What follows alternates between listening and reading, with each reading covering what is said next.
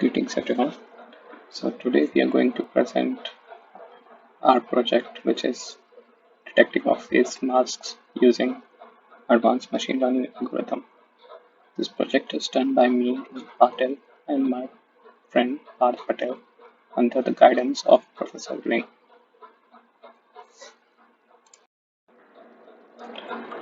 Before I begin, I would like to give you an overview of why did we choose this topic.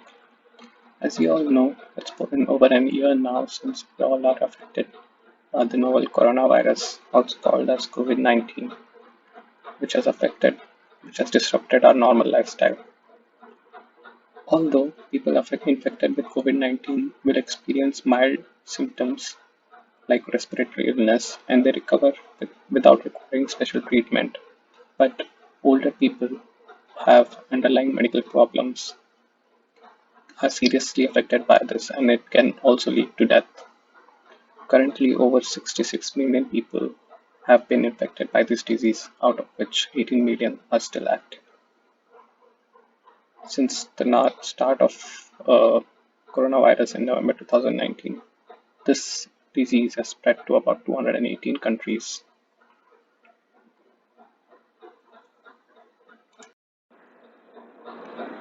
Like most viral infections, there is no proper cure for COVID-19. So, and although the progress in developing a vaccine is significant, it will take some time before the vaccines are made accessible to a significant proportion of the population. So until then, suppressing the transmission is the only way we have. And the best solution in suppressing the transmission that we know of is wearing masks and social distancing. So, depending upon the types, masks can be used either for protection of a healthy person or to prevent onward transmission. Studies show that masks reduce the spray of droplets when worn over the nose and the mouth.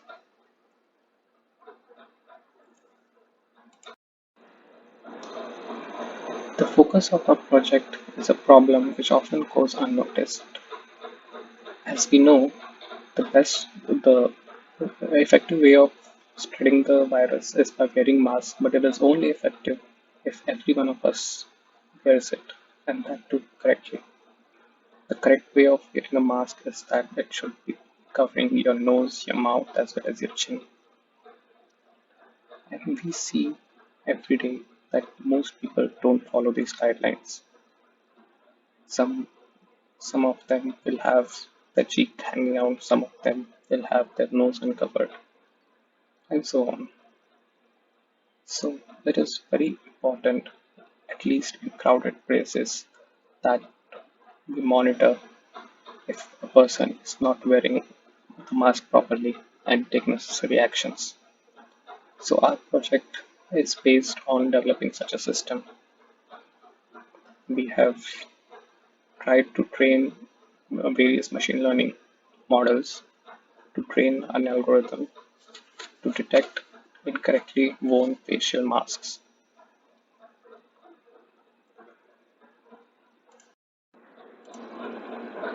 The main focus of our project which would be to build a model using convolution neural networks to predict if the person is wearing masks correctly or not.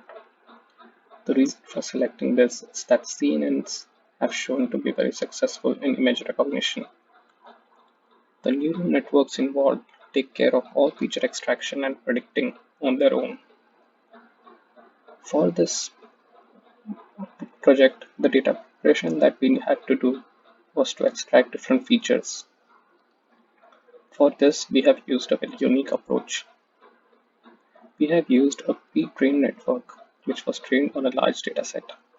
Such a network would already have learned features that are useful for most of computer vision problems, and leveraging such features would allow us to reach a better accuracy than any method that would only rely on the available data. We have used VGG16 architecture. So VGG16 architecture achieves about 92.5% accuracy and it was trained on the ImageNet dataset, which has over 14 million images belonging to about 1,000 classes. Since ImageNet dataset already contains images with people faces, it might have already learned features that are relevant for our problems.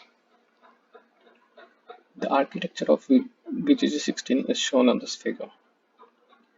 So VGG16 is just a stack of different group of layers. Like this is two convolution layer and then a max pooling layer. Similarly, two convolution layer, then a max pooling layer, and so on. The final layer in the VGG network is a fully collected layer that it's nothing but a normal artificial neural network that we learned in the class. So for our project, we have actually deleted these layers and taken the output after this last max pooling layer. So these are our feature set which we have used to train a neural network as well as other models like SVM, naive Bayes, and random forest.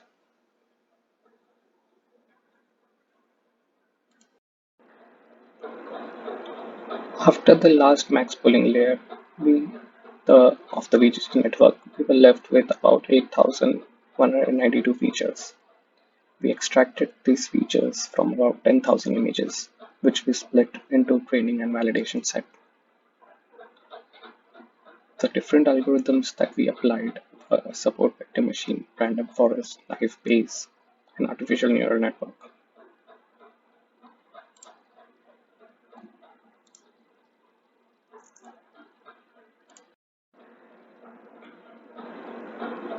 We have performed extensive hypertuning of the hyperparameters for each of the models. We have used accuracy as our main metric to evaluate the performance. Since our data was symmetric, it had equal same number of correctly masked space as well as incorrectly masked space. For the artificial neural network, we have used a network with one hidden layer which had ReLU activation and the output layer which had sigmoid activation. The input to our artificial network was a flattened layer, which is nothing, but it converts the output of the previous max pooling layer of the convolution neural networks and converts it into a single dimension array. So out of this, the artificial neural network and support vector machine did provide us very good accuracy to test. As you can see, the accuracy is almost 1 and the validation loss drops almost to 0. So to check for overfitting of our models, we tested it on separate data sets which we collected from our friends. From next, my friend Parth would explain the performance of the different models and he will be giving an overview. He will be giving a demo of the app that we created for this project.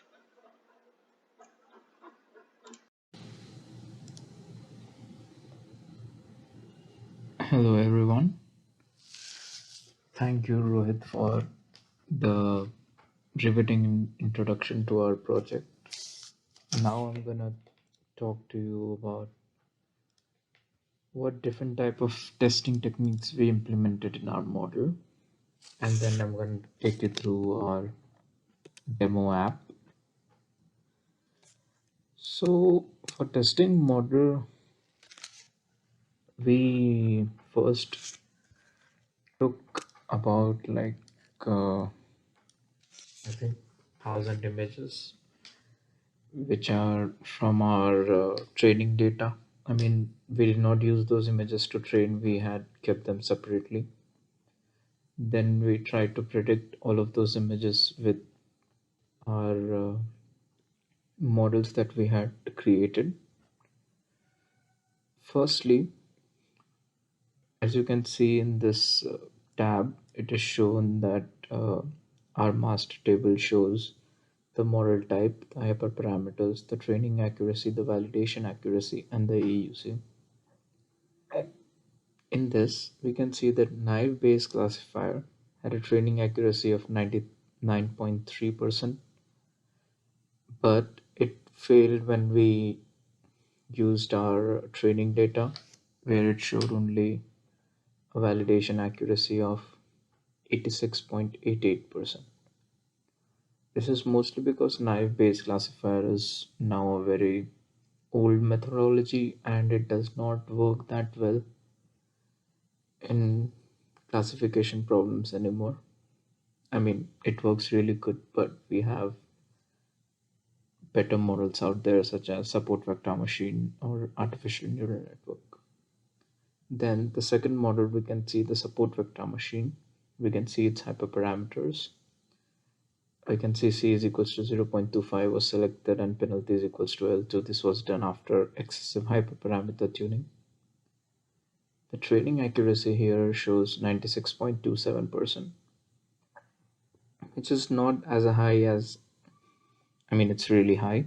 It's not as high as other accuracies of other classifiers, but the validation accuracy is really good in 94.55%. We also found that support vector machine was, it did not get overfit as easily when we checked. Next comes random forest model. The random forest model was used, we used the criterion entropy. The max features were 10, the number of estimators were 100, the training accuracy was 100%, the validation accuracy was 99.23%.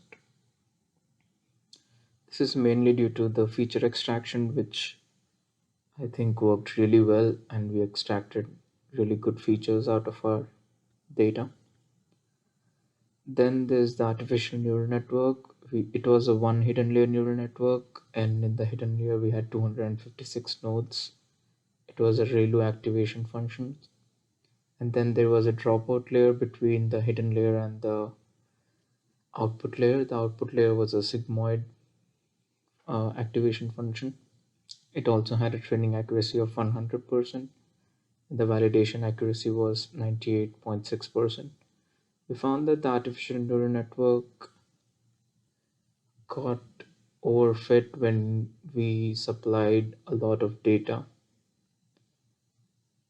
and whereas the support vector machine did not get overfit. Next comes testing with images. As you can see, we have taken 3 images here. I mean, we wanted to take images of women as well. We are not trying to be partial or anything, but it just happened that we randomly selected 3 images and they turned out to be all males.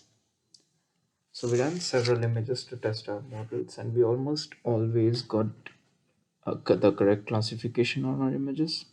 Some examples are, the leftmost one shows a correctly masked face, the middle one shows an incorrectly masked face, and the right one shows a use case which we are hoping to improve. This is where most of our errors lie. So as you can see in this image, the man is wearing a mask, but his chin is not covered properly. So it should actually be classified as negative, and it should be shown that negative in our cases, the mask was incorrectly worn. So it should be shown that the mask was not worn correctly, but this image turns out to be classified as correctly. So hence it's a false positive. And then let's scroll down to our other testing method. We took images of our friends, about 50 images. We initially thought of taking 100, but then we settled for 50, with some of them having masks correctly, some of them having worn the mask incorrectly. We then proceeded to test our models on these images, and this is how we checked for overfitting, because the training data that we had used was like the masks were sticked on top of them using Photoshop rather than actual people wearing masks, because at that time when the data was generated, not many people had masks, and none of them had images which were exactly facing the way that we wanted them to for good classification, and they did not have the same type of masks as well. We found that all of our models had similar performances, bar some use cases where the chin was visible but it was classified as correctly masked, such as it shown in the image with the false positive. And then that's it for our testing methods. This is how we made sure that our models work perfectly. You can also go back and look at the ROC and AUC curves. The ROC for random forest is almost perfect. It's a near perfect for Gaussian naive Bayes as well. And then let's look at future implementation. So a future implementation for our model would be, we can apply our model to surveillance systems to ensure in real time that our model tracks masks usage, whether people are wearing them correctly or not. So we were thinking that maybe we could approach our university and ask them to give us access to surveillance cameras that they have placed around the campus, from which we can take outputs at certain times and check images for people wearing masks correctly or incorrectly. That would certainly take a lot of work, but it is technically possible. And we right now have not implemented, as the image shows in the future implementation section. Let's say there's many people wearing masks in the same image. Our model is unable to detect all of those people. It selects one random person and just detects all of them. And mostly it just throws an error because the face is supposed to be up close, not so far. So we can train a model with images such as these, and we can detect multiple people wearing multiple masks at the same time, if there are more than two people, that is. So that's it for our poster presentation. Thank you guys. Stay safe, and now I'm gonna take you guys to the app presentation. All right, so now let's take a look at our app demo. So we decided to make a simple app but add functionality that we have with our normal model. See, for our app, we could not implement any sliders or any drop down menus which change or tune the models and give us fresh outputs, such as association rule mining, or what we can do with k nearest neighbors or anything as such, because our models take a long time to run, and that's why doing that is just not uh, technically feasible. I would say it doesn't make that much sense, but we decided to, instead of going that approach, we decided to add a functionality where a person can classify an image right then and there. He can upload an image, he can upload data, and he can get predicted outputs rather than having to just look at an app which has pre-trained models and trains again and again on the same data. You can take an image of yourself wearing a blue mask. Obviously, that's one of the primary concerns. And make sure that the image is close to your face. Take it and upload it, and the model would still classify it. It's on the third tab if anyone wants to jump right through it. So coming to our information tab here, we built the app on Python's Dash platform, just in case anybody was wondering. So the information tab, on the leftmost image, we can see how coronavirus was in February, when it wasn't as much spread. It was only present in China with over 80,000 cases there. And everywhere else it was just minute, like Australia had 50 cases, US had 10 cases. At this point, India had 10 cases and such. But then, in just 2 months, which is shown in the middle slide, we can see that USA had over 100,000 cases, China had still had 80,000 cases, and India also was rapidly approaching 5,000 cases. And since then, it has kept on increasing. Italy, as you can see, it's a very small country. In the map, you might not be able to see it. It's right near France and Turkey. So Italy as well had over 100,000 cases. We all knew how bad it got in Italy. And then the rightmost picture shows us the confirmed cases in US, which was taken in August 20 by Johns Hopkins Department of Computer Science. We can see how coronavirus was spread in US. There were states which had over 700,000 cases, over 600,000 cases, I'm sorry. And the total cases in US were 5.5 million. Right now it's about 6.6 million. So that's why we decided to do a project on coronavirus mask detection, because not many people are wearing the mask correctly. And there's also a link here in this app, like you can click on here to check out current cases. It takes you to a website which displays current cases, which displays how many people are dying and everything. So next, let's go to the second tab. So the second tab shows why masks are important. So masks are like right now, scientists say that masks are really important. They are up close, as such as uh, if everyone wears a mask, then the spread of coronavirus reduces to about, I think, 90% or something like that. So wearing masks is really important. That's where we got our project inspiration from. If anybody wants, they can read the entire description in our why masks are important. We're giving an overview of why people need to wear masks. And even though vaccines are going to be released, there's no proof that they will be effective, and there's no guarantee that everyone will get a vaccine right now. So me and my partner Rohit, we decided to do a project that allows us to monitor whether or not people are wearing masks and whether they are wearing them correctly. This also is an implementation for future references. In case something like this happens again, we can just have these models ready and they can assist us in any case. So coming to our models, first of all, we used a convolutional neural network with ImageNet's weights, the VG16 model to be precise.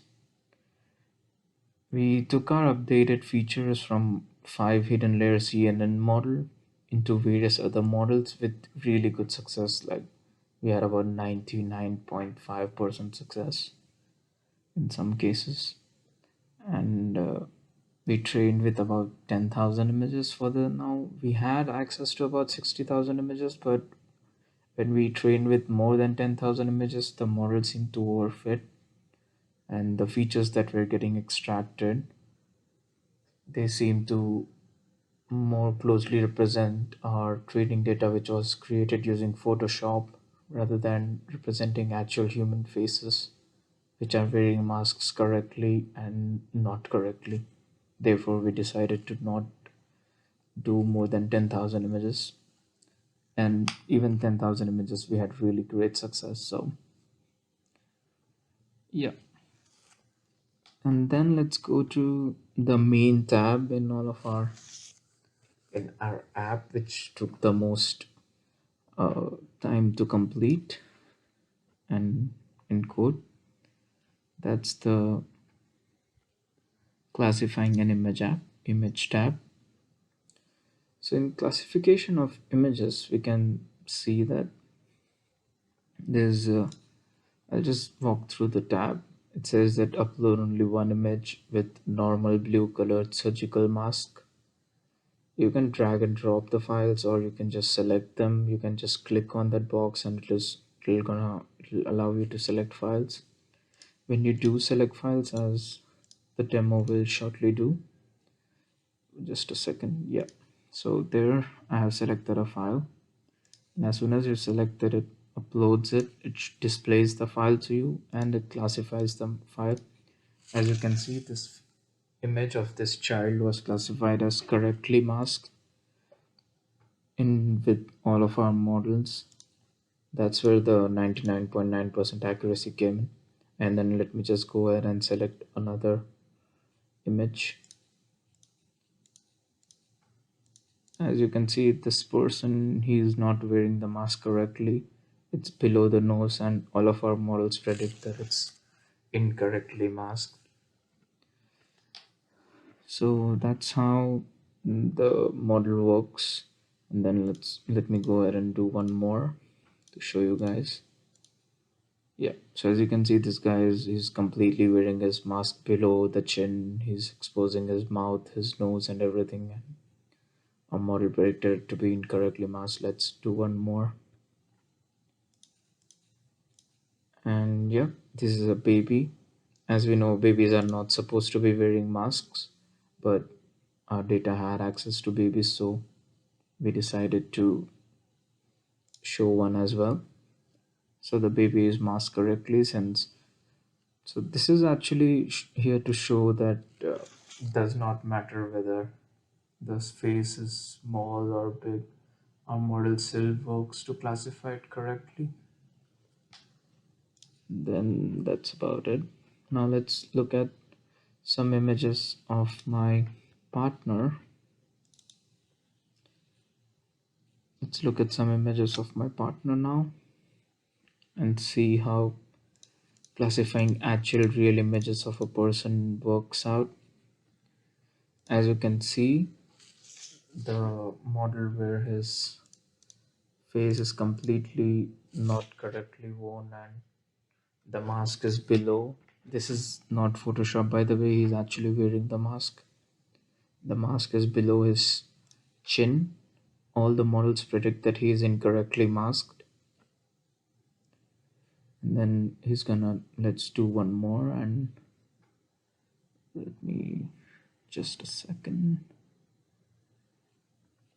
Yep, and here it seems that the mask is worn correctly, but the chin is showing, which is not how a mask is supposed to be worn.